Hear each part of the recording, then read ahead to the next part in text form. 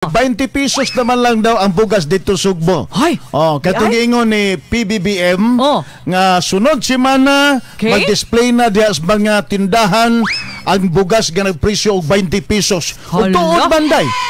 Bato pa sa DYHP Sibuday na anas bagang merkado gi-display na ang 20 pesos nga presyos bugas day maysa. Wow, dili ba mo mapasalamato ni ini nga maong balita? Ay magpasalamat ko. Oh, di ba? Puko mo ng 20 pesos 20. Gisaad lang man niya kaniadto dong irin karon natuman na gyud.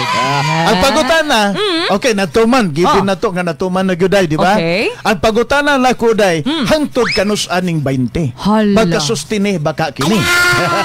Hangtod lang ba ni May Charlander? Ay, sumbayan pagid nako. Napagid no, di ba? Sa Cebu nagsugod na. Unya ni dungag karon ang ang Department of Agriculture nga naabad di ba na itay mga kadiwa centers nga gitawag. Yes dayon. Oo. Na sugod sa Mayo 2, mapalit na po daw sa mga pili, di ba sa basta pili lang ha?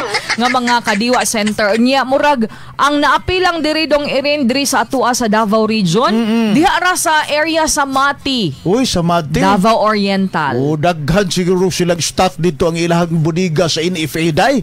Dito sa Mati, Davao Oriental. Niapil man ang ilang LGU dito. Oh, kay kuan man na day, musubsidize man ang LGU ana sa 33 pesos ang nga kilo sa original ana niya nga presyo.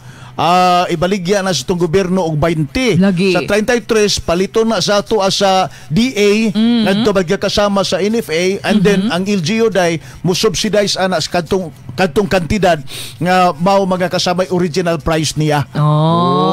So 20 bigas mo. Di basta-basta.